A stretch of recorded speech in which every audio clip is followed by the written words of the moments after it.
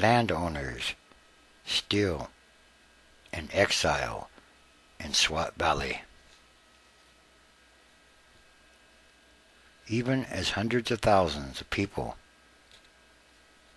stream back to the Swat Valley after months of fighting, one very important group is absent. The wealthy landowners who fled the Taliban in fear of their lives and are the economic pillar of the rural society. The continuing reluctance of the landowners to return is a significant blow to the Pakistani military's campaign to restore the Swat Valley as a stable, prosperous part of Pakistan, and also presents a continuing opportunity for the Taliban to reshape the valley to their advantage. Approximately 4 dozen landlords were singled out over the past 2 years by the Taliban or the militants in a strategy intended to start a class struggle. In some areas, the Taliban rewarded the landless peasants with profits of the crops of the landlords. Some resentful peasants or farmers even signed up as the Taliban's shock troops. How many of those peasants or farmers stayed with the militants or the Taliban during the army offensive of the last several months, and how many have moved to the refugee camps, is very difficult to assess. But reports emerging from the Swat Valley show that the Taliban still have the strength to terrorize important areas.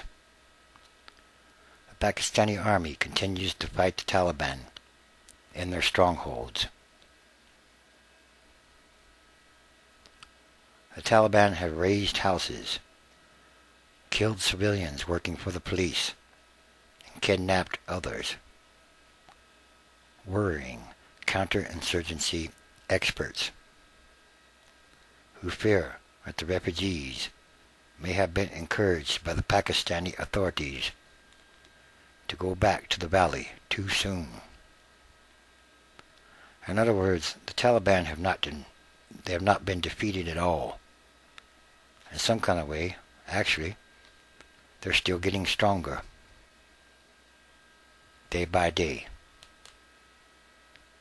The rebuilding of Swat, a fertile area of orchards and forests, is a extremely critical test for the government and the military as they face Taliban insurgencies across the tribal belt, particularly in Waziristan on the Afghanistan border.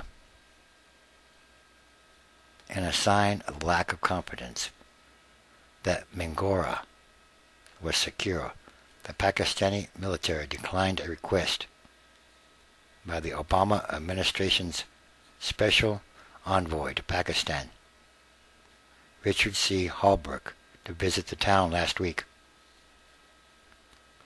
There was nervousness, an American counterinsurgency expert said, at the plans by the Pakistani authorities to build new community police forces in Swat would not materialize or come quickly enough to protect the returning civilians, who are also starved of basic services like banks and sufficient medical care. There is no apparatus in place to replace the army, said an American counterinsurgency official. The army will have to be the backstop. How long can the Pakistani army stay?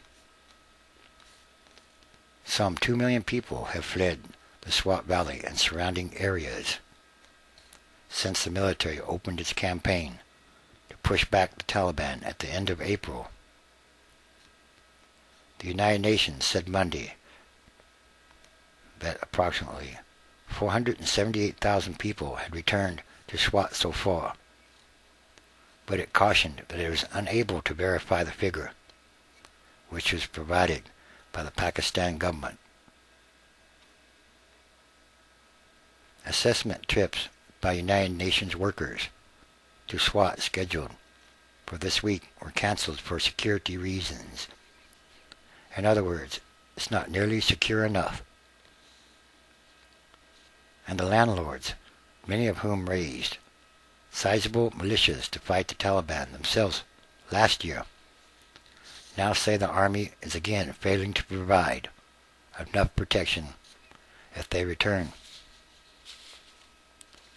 Another reason for not returning, they say, is that the top Taliban leadership, responsible for taking aim at the landlords and spreading the spoils among the landless, remains unscathed. In other words, the Taliban leadership is still intact. And if it continues, the landlords' or landowners' absence will have lasting ramifications not only for the Swat Valley, but possibly for all of Pakistan, and in particular Punjab, where the land holdings are vast and the Taliban or militants are gaining power, said a senior advisor to Mr. Holbrooke, the American envoy. If the large landowners are kept out by the Taliban, the result will in effect be property redistribution, and that will create a vested community of support for the Taliban that will see benefit in the absence of landlords.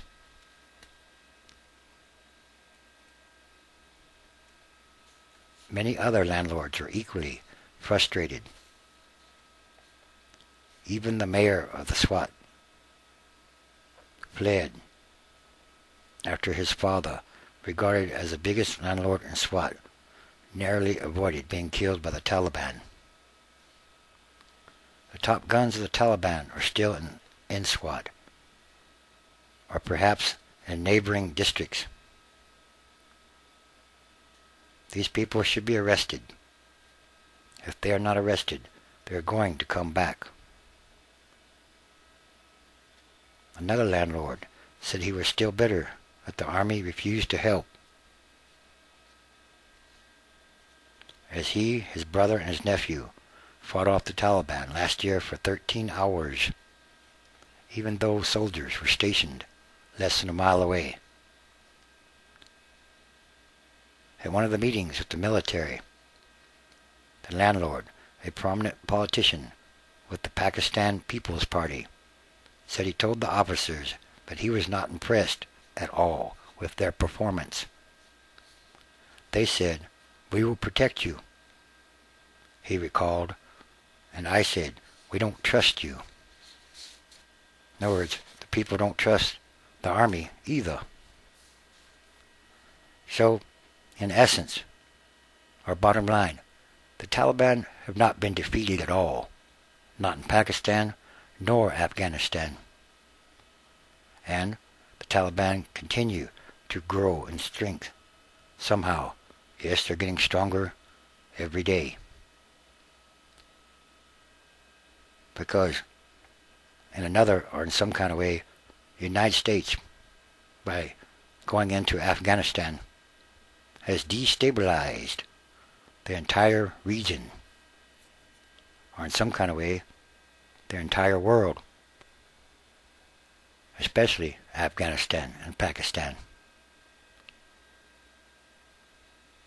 Yes, it's not really getting better, but most likely it's getting worse in that area of the world. And once again, everything is connected.